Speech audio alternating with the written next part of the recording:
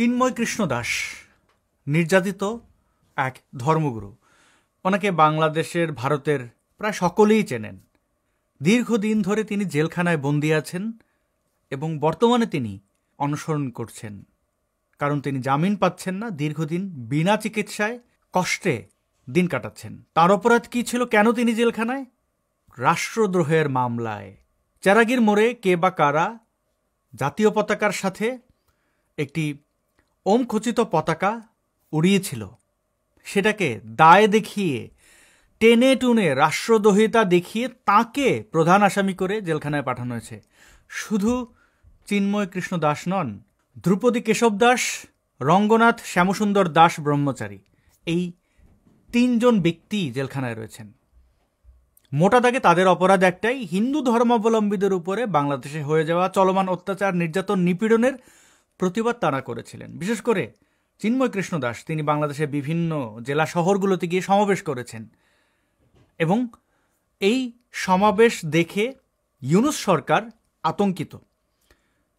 কারণ এই বাংলাদেশ স্বাধীন হওয়ার পরে বা আগে একটা বিষয় সবাই একমত, সবাই বলতে বৃহৎ জনগোষ্ঠী, 92% মুসলমানের দেশ বলা হয় না, তো এখানে হিন্দু, বৌদ্ধ, খ্রিস্টানদের উপরে নির্যাতন নিপীড়ন হবে, আহমদিয়া সম্প্রদায়ের উপরে নির্যাতন নিপীড়ন বা অন্যান্য যারা আমাদের জাতিগোষ্ঠী রয়েছেন, পাহাড়ি, আদিবাসী, তাদের উপরে নির্যাতন নিপীড়ন হবে। কিন্তু সেই নির্যাতন নিপীড়ন নিয়ে আপনি কথা বলতে পারবেন না। কথা বললেই আপনি দেশদ্রোহী, অভ্যন্তরীণ বিষয়ে নাক গলানো হয়ে যাবে।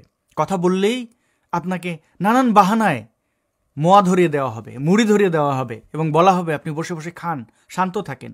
আওয়ামী লীগের আমলে আপনারা দেখেন নাই, হিন্দু, বৌদ্ধ, খ্রিস্টান ঐক্য পরিষদের থেকে কিছু দুই একজন লোক আবার কাউকে কাউকে নেতা বানিয়ে দেওয়া, হিন্দুদের নেতা বানিয়ে দিয়ে তারপরে আমেরিকা যখন স্টেটমেন্ট দেয় বাংলাদেশে ধর্মীয় সংখ্যালঘুদের উপরে নির্যাতন হচ্ছে, তখন এইসব পুতুলরা এসে ক্যামেরার সামনে বসেন না, আমরা তো খুব ভালো আছি, কোনো সমস্যা নেই, আকাশ পাতাল সুন্দর, আকাশ পাতাল সব একদম টইটুম্বুর, আমরা খুব আনন্দে আত্মহারা, পারলে তো সেই ক্যামেরার সামনে বগল বাজায়। তো সেই দালালগুলো ছাড়া, গোবিন্দ প্রামাণিকদের মতো হিন্দু রাজাকারগুলো ছাড়া বাকি যারা আসলে সৎভাবে চেষ্টা করেন তাদের সমবিশ্বাসের মানুষের অধিকার রক্ষার জন্য, শুধু সমবিশ্বাস কেন, এই চিন্ময় কৃষ্ণ দাস তো মুসলমানদেরকেও বিভিন্ন বন্যা বা দুর্যোগের সময় ত্রাণ বিতরণ করেছেন।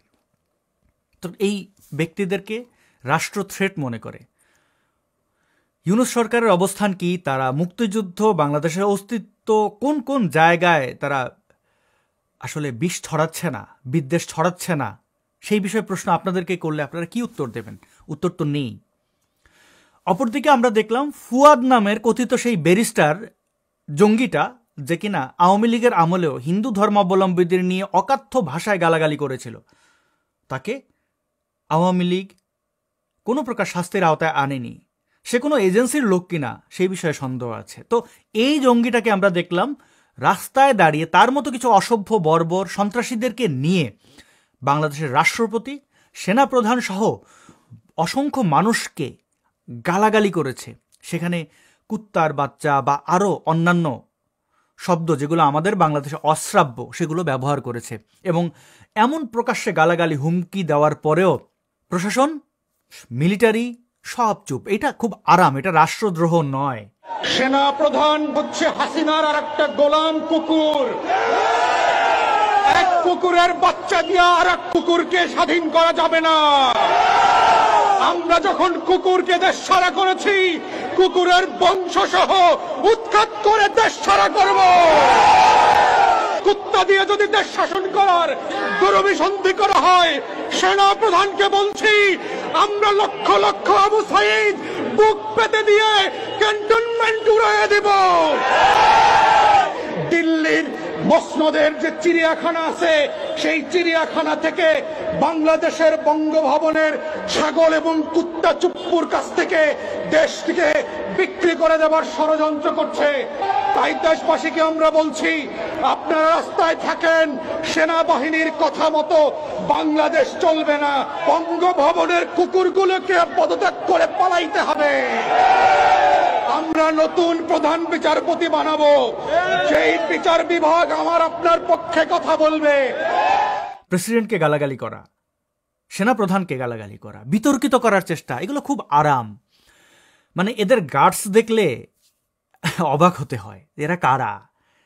এবং ভাগবাগ আবদুল্লার কথা নিশ্চয়ই আপনাদের মনে আছে, সে স্ট্যাটাস দিয়ে সেনাপ্রধান ওয়াকারুজ্জামানকে মিন করে এবং সার্জেস সহ সবার কাছে স্পষ্ট যে তাদেরকে নাকি বিভিন্নভাবে আতাত করা, আওয়ামী পুনর্বাসন সহ বহু নাটকীয়তার আমরা আশ্রয় নিতে দেখলাম এবং সেগুলো খুব খোলাভাবে মঞ্চায়িত হলো। কিন্তু এইগুলো কোনো কিছুই অস্বাভাবিক না, এগুলো তাদের কাছে স্বাভাবিক। এই ভাগ আবদুল্লার মতো সন্ত্রাসী টোকাইগুলো বাস্তবভাবে যারা টোকায় তাদের প্রতি আমার কোনো বক্তব্য নেই, কিন্তু এই স্বঘোষিত টোকাইগুলো মনে করে যে পাহাড়ে সেনাবাহিনী খুব ভালো, কারণ ওইখানে আদিবাসীদের উপরে সেনাবাহিনী খুব ভালোভাবে নির্যাতন চালাতে পারে সন্ত্রাসী তকমা দিয়ে। আর সমতলের যে আমাদের সবার চোখের সামনে দেখা সন্ত্রাসীগুলো, সেই সন্ত্রাসীগুলোকে মিলিটারি কিচ্ছু বলতে পারে না। এই গার্ডসলেস সেনাবাহিনী তারা পাহাড়ে আদিবাসী ক্ষুদ্র জাতিগোষ্ঠী বলে তাদের উপরে নির্যাতন চালাতে খুব মজা পায়। আর এই সার্জিস ভাগবাগ আবদুল্লাদের চেটে দেয়। এই সন্ত্রাসীদেরকে চেটে দেওয়া ছাড়া তাদের আর কোনো উপায় নাই। এখন নতুন নাটক দেখছি আবু সাঈদের ভাস্কর্য। সংস্কৃতি উপদেষ্টা ফারুকীকে তো আপনারা চেনেন, সেই বিশিষ্ট লিটনের ফ্ল্যাটের প্রবর্তক। লিটনের ফ্ল্যাট কি? আপনার বিশেষ ব্যক্তিকে নিয়ে ব্যক্তিগত মুহূর্ত কাটানোর একটা বিশেষ জায়গা। লিটন একটা আক্ষরিক নাম, যে কারোর ফ্ল্যাটে বিশেষ মুহূর্ত পালন ধর্মজীবীদের মধ্যে বসবাস করতে করতে এটা শুধু পালন চলে আসছে। যাই হোক, তো সেই ব্যক্তি বলল কি যে পয়লা বৈশাখ হচ্ছে মুসলমানদের কাছে যেরকম রোজা নামাজ, এরকম কিছু ব্যক্তিদের কাছে এবাদত। রোজা নামাজের সাথে সেইগুলো তুলনা করেছে। আচ্ছা, তার মতো লোক মানে চক্রান্তকারী ভাদাইম্যা লোকজনদের কাজ কি? এই যে আসিফ নজরুল বা এই ফারুকিরা, এরা কারা? এরা কি করে? আমি নামাজ পড়বো, আমার এখানে নামাজ, রোজা, সেহরি সবকিছু আমার কালচারের পার্ট। আমার এখানে কেউ পয়লা বৈশাখ যাবে, বৈশাখে যাবে, সেটা তার কালচারের অংশ। কিছুদিন আগেই তো আওয়ামী লীগ ক্ষমতায় থাকতে শেখ হাসিনার বন্দনা, মানে এক কথায় দালালি, মানে এবং তার ব্যাপারে অনেক বিতর্ক আছে।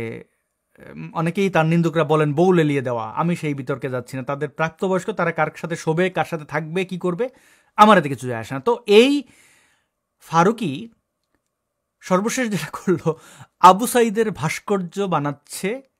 কোথা থেকে? চারুকলা থেকে, পয়লা বৈশাখ উপলক্ষে। সে শুধু বলেইনি যে পয়লা বৈশাখ রোজা নামাজ এবাদত, সেই সাথে আবু সাঈদের ভাস্কর্য। এই আবু সাঈদ, এই শিবিরের সন্ত্রাসী, সে কিভাবে মারা গেছে দেখেছেন? পুলিশকে পেটাতে গেছে, পুলিশকে নির্মমভাবে পিটিয়েছে এবং তার মতো উচ্ছৃঙ্খল সন্ত্রাসীকে ডিল করতে গিয়ে পুলিশ হয়তো রাবার বুলেট ছুড়েছে তার শরীরে।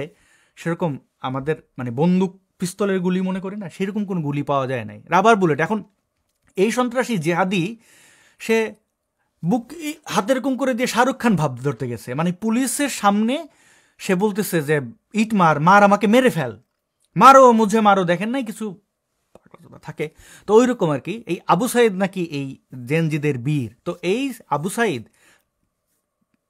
সাঈদের হাত উঁচা করে এই ভাস্কর্যটা বানাবে এখন চারুকলা। কেন বানাবে? সে এই বর্তমান বীর আর কি। তো তার ইচ্ছা কি ছিল? সে নিজেই তো এই হুতুম প্যাঁচা বানানো, মূর্তি বানানো, এগুলো সে মনে করত এবং এগুলোকে সে বিদ্বেষ, পয়লা বৈশাখ নিয়ে তার মারাত্মক বিদ্বেষ থাকাটাই তো স্বাভাবিক, কারণ সেটা জঙ্গি। তার ওস্তাদ হচ্ছে জঙ্গি হারুন ইজার। এরকম অসংখ্য পোস্ট সে প্রসব করেছে। হারুন ইজার যেই ছেলেটার আইডল, যেই ছেলের আব্দুর রাজ্জাক বিন ইউসুফ চেনেন, খুবই ফ্যানাটিক একজন ইসলাম প্রচারক। তো সেই ব্যক্তিও যার আইডল রাহাবার, তো সেই জঙ্গিটা কি করে পয়লা বৈশাখকে সে ইতিবাচকভাবে দেখবে? তো সেই জঙ্গির ভাস্কর্য বা মূর্তি এখন পয়লা বৈশাখে এই মঙ্গল শোভাযাত্রা, যদিও মঙ্গল শোভাযাত্রা নিয়েও তাদের গাত্রদাহ ছিল, সেখান থেকে মনে হয় সরে এসেছে। তো এই জঙ্গিটার একটা ভাস্কর্য বানাবে আর এটা নিয়ে কিছু লোক নাকি ঘুরবে। এই দেশে কত কিছু দেখতে হয়। একটা জিহাদি গেছে মারা খাইছে মারা, এখন এইটা হয়ে গেছে আইডল। এইটা অনেকের কাছে বীর। অনেক বাঙ্গু প্রগতিশীলদের কাছে দেখছি, ওরে বাবা, হ্যাঁ, মানে বীর আবু সাঈদের আর কি বলি, মানে রক্ষা নাই আর কি অবস্থা। তো যাই হোক, এই জঙ্গিটার ব্যাপারে আসলে পয়লা বৈশাখ নিয়ে বলতে গেলে আসলে 26শে মার্চ নিয়েও বলতে হয়, এটা আমি ভিডিওর শেষে বলছি। আমাদের দেশের কৃষ্টি কালচার তো আর কিছু নাই, সবই শেষ। এর মধ্যে দেখলাম সার্জিস এখন সে হইছে নবাবের পুত, দাবি করে আর কি, তার জমিদারের নাতি। তো তার জমিদারের নাতি সে নিজেই দাবি করছে, কারণ কি, সে বিশাল চাঁপাইনবাবগঞ্জে তার এলাকায় গেছে বিশাল গাড়ি বহর নিয়ে, শখানেক গাড়ি এবং খুবই উন্নত মানের গাড়ি, এবং নিয়ে যাওয়ার পরে অনেকেই স্বাভাবিক তার দলের লোকজনরা এই প্রশ্ন করছে, টাকা পাইছস কই, তুই না সার্জিস টাকা পয়সা ছিল না বইলা, গরিব মানুষ বইলা তুই হোস্টেলে থাকছস, আর হোস্টেলে থাকছস বইলা তোরে ছাত্রলীগ করাইছে, তুই ছায়ালীগের নেতা ছিলি, টাকা পয়সা নাই, হোস্টেলে থাকতে হয়েছে, বাধ্য হইয়া ছায়ালীগ করতে হয়েছে। মানে মনে হয়েছে যে পরিবারের অমতে বিয়া হওয়ার পরে যেরকম প্রেমিকা বা প্রেমিক তার প্রেমিক বা প্রেমিকাকে অজুহাত দেয় যে পরিবারের চাপে বিয়ে করে ফেলছি, তুমি অন্য কারোর সঙ্গে বেধক হর, এরকম টাইপের কথাবার্তা। এরা কি মনে করে বাংলাদেশের নাগরিক চোদ না, বোঝে না কিছু, বোধায়। রিজনটা হচ্ছে এটাই যে আমার আসলে এই মুহূর্তে কোনো টাকা নাই, ধার করে চলতেছি। এটাই হচ্ছে রিয়েলিটি, যে আপনি আমাদের যারা সমন্বয় বলে যাদেরকে চিনেন তাদের পকেটে হাত দিলে কখনো 2-3 হাজার টাকাও পাবেন না, আমার পকেটে মানি ব্যাগও নাই, কিন্তু আমরা এটা বলতে পারতেছি না কারণ মানুষ বিশ্বাস করবে না। তো ফ্যাক্ট হচ্ছে রিয়েলিটি আর সোশ্যাল মিডিয়া একটা, আসলে ভাই রিয়েলিটি বুঝতে হলে আমার সাথে একদিন চলতে। তো এই ছেলেটার দাদাটা আসলে কে, এত বড় জমিদার? ওর দাদা হচ্ছে তজির উদ্দিন। স্ট্যাটাসটা পুরোটা আপনারা পড়ে নিতে পারেন, এই ইউটিউবের ডেসক্রিপশনে থাকবে। তো এই তজির উদ্দিন ছিল একটা কুখ্যাত জুয়ারি ওই এলাকার, সেই জুয়ারির নাতি এই সার্জিস।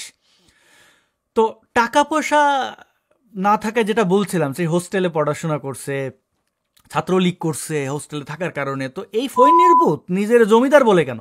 ফৈন্নির পুত ওই টোকাইয়ের মতো আক্ষরিক, নিজেরে মানে ফৈন্নির পুত নিজে বলছে যে আমাদের টাকা নেই, টাকা নেই, টাকা নেই, তাই আমি হোস্টেলে থাকছি। এখন আবার ফাতরামি, তারা মানে কয়েক লাখ কোটি টাকার মালিক। তো এই ছেলের বাপ হচ্ছে সাজু মিয়া, যে স্থানীয়ভাবে দালাল সাজু হিসাবে পরিচিত। কি করতো সে বয়স্ক ভাতা, বিধবা ভাতা, তারপরে ভিজিএফ এর কার্ড বা এই ধরনের বিভিন্ন জিনিস সে মানুষকে দেবে বলে টাকা পয়সা নিত এবং এই টাকা পয়সা নিয়ে মাইরে দিত। তো এই দালাল সাজুর পোলা সার্জিস, টোকাই সার্জিস। এখন কথা হচ্ছে যে এই সার্জিস এত ফুটানি দেখাইতেছে কেন? টাকা মারছো সেটা সবাই জানে, বাংলাদেশের মানুষ চোদ্দা না। হ্যাঁ, ওই যে চোরের মায়ের বড় গলা, এটা তো প্রমাণ তারে করতেই হবে। তো সে এই ফাতরামি শুরু করছে। আরেকটা বিষয়, তার বাবা মার একটা বিষয় বলতে হয়, যে তার বাপ সেই উত্তরবঙ্গের, বিয়ে করছে নোয়াখালী। কেমনি কি এত দূরে কেমনে? তো এই বিয়ের কাহিনী হচ্ছে যে তার যে নানা, ওই নানা ওই এলাকার ছিল মোল্লা, মসজিদের করতো, মোল্লাগিরি করতো। তো এর মেয়েরে তার বাপে কিছু একটা করে ফেলছে সার্জিস পেটে, কি আর করা, লোকজন ধরে বিয়ে দিয়ে দেয়। তো ওকে, এটা আসলে তাদের বাল্যবিবাহ হয়ে থাকলে এটা আইন লঙ্ঘন করা। সে যদি বিয়ের আগে জন্ম নিয়ে থাকে, এটাকে আমি বেজন্মা হিসাবে মনে করি না, এটা দুজনের সম্মতিতে হয়ে থাকলে ঠিক আছে। কিন্তু ওই যে দোষ, যে মানে হয় না, দোষ থাকে কিছু মানুষের, অপরাধ প্রবণ মানুষজন। তো এর বাপে কিছুদিন আগেও ক্লাস 9-এর একটা মেয়েরে বিয়ে করছিল, মানে ওই ইটিস পিটিস করতে যেয়ে ধরা খাইছে, তারপরে বিয়ে করছে, তারপর কিছুদিন রাখছে, তারপরে সেই মেয়েটারে তাড়িয়ে দিছে। আর এর পোলা দেখেন সার্জিস, সে কি করছে?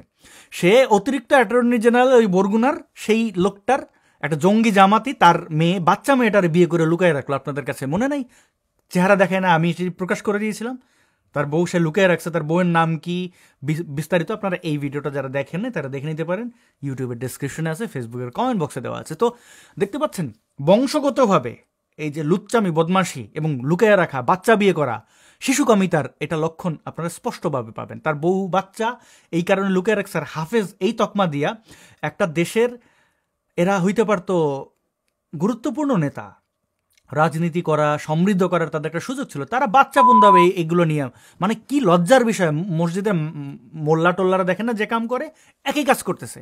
আবার এই মসজিদের মোল্লা মুন্সিরাও যেভাবে তাদের বউদের লুকিয়ে রাখে, এই পোলাও একইভাবে লুকিয়ে রাখে। আবার সে বিশ্ববিদ্যালয়ে পড়াশোনা করা অবস্থায় নাচে, কত মেয়ের সাথে প্রেম করছে, এইগুলোর কাহিনী কি আমরা জানি না? ছবি টবি কি নাই? আছে তো। যাক, ব্যক্তিগত বিষয় নিয়ে আসলে খুব একটা বেশি বলার কিছু নেই। আমি যেটা বলছিলাম যে আপনারা চাইলে এই ভিডিওটি দেখে নিতে পারেন। একইভাবে দেখবেন সমন্বয়ক সবকটার একই সমস্যা। এই যে নাহিদ, ৭১ এবং ২৪ আলাদা কিছু নয়, বরং ২৪-এর গণ অভ্যুত্থানের মধ্য দিয়ে ৭১-এর যে স্পিরিট সেটি পুনর্জীবিত হয়েছে। নাহিদের বাপ বদরুল চেনেন না? সে একজন স্কুল শিক্ষক, সে তার ছাত্রীদের ধর্ষণ চেষ্টা করলো। এই ভিডিও আপনারা দেখেন নাই? ধর্ষণ চেষ্টা করে লিফটের মধ্যে জাপটাইয়ে ধরছে ছাত্রীটারে। তারপরে ওই ছাত্রী সহপাঠীরা ধৈরা তার রুমে বৈশা ছেঁচা মায়ের দিছে। ছেঁচা মায়ের শুধু দেয় নাই, পা চাটাইছে মাইয়াটার, যে পা চাট ধরে লাথি মাথি মায়ের ছাত্ররা কি করছে দেখছেন তো? এই নাহিদরা তার বাপের ধর্ষণ চেষ্টা একটার দুইটা না, অনেক ঘটনা। ওর বাপ যে ধর্ষক এটা ওর স্কুলে সবাই জানে। এখন তো উপদেষ্টা, ওর বাপের বিচার করবে কে? নাহিদ ওর বাপের বিচার করছিল, এই ধর্ষকের পুত বিচার করছ নাই তো? মানে মনে করতেছে ওরা দেশটা লুটপাট কইরা ১,০০০ কোটি টাকা নিয়া গাড়ি বাড়ি বানাইয়া, ওর বাপে তো ভুড়ির চোটে হাঁটতেই পারে না। দর্শকের আবার ভুড়ি আবার বাহাদুরি। এই শাস্তি মনে করিস না রে ফৈনির পুত্রা, টোকাইয়ের বাচ্চারা, যে এগুলা কইরা তোরা খুব ইয়ে করবি। হ্যাঁ, তোরা মানে যা করতেছস দুধের গন্ধ তো নাক থেকে যায় নাই। এই দেশের মানুষ বেয়াদবি পছন্দ করে না। কত বড় বড় হরিদাস পালদেরই পাত্তা দিল না, ধরিয়া সোজা করে দিল, তক্তা বানাই দিল। আর তোরা যা করতেছস, সময় থাকতে এই ধর্ষক বাপদের বিচার কর, নিজেরও এই ধর্ষণ কামিতা থেকে বাইরে আস। বসে মানে অফিস আদালতে থাকতে মানে তোর সমন্বয়গিরি এবং সেইখান থেকে যে উপদেষ্টার চেয়ারে বৈশা রান চেবানো, হ্যাঁ, ভুড়ি কতটুকু বাড়াইছো সেটাকে মানুষ জানে না। অলরেডি দেশের মানুষই বলতেছে মাংস আলাদা করে ফেলবে আর কি। তো যাই হোক, এদের ব্যাপারে আসলে আমার ব্যক্তিগত কোনো তো তাদের সাথে শত্রুতা নাই। এরা ৭১ নিয়ে কি পরিমাণ বিদ্বেষ দেখায় দেখেন। বলছে ৭১ আর ২৪ আলাদা কিছু নয়। এই রাজাকারের বাচ্চাদের আমি কি বলবো বলুন? ৭১ এবং ২৪ আলাদা কিছু নয়, বরং ২৪-এর গণ অভ্যুত্থানের মধ্য দিয়ে ৭১-এর যে স্পিরিট সেটি পুনর্জীবিত হয়েছে। ভিডিওটি শেষ করব ২৬শে মার্চের স্বাধীনতা দিবসকে কেন্দ্র করে। বাংলাদেশের ইতিহাসে এই প্রথম নীরব স্বাধীনতা দিবস পালন আমরা দেখলাম। ২৫শে মার্চ কালো রাতে পাকিস্তানি মিলিটারির তাণ্ডব এবং ২৬শে মার্চ স্বাধীনতার ঘোষণা। এটা এই বাংলাদেশের নাগরিকরা ভুলে গেছে, জানে না, কিছুই না। ইতিহাস আমরা কিছুই জানি না। বঙ্গবন্ধুকে আটক, এরপরে ৯ মাসের যুদ্ধ, এগুলো আমাদের ভুলে ফেলবে। এই ২৪-এর বিপ্লবীরা এসে বলবে ২৪ আর ৭১ কিছু না, ৭১ বাদ। আজকে এই ২৬শে মার্চ উপলক্ষে, ২৫শে মার্চ কালো রাত উপলক্ষে বাংলাদেশে কোথাও কোনো আয়োজন দেখছেন?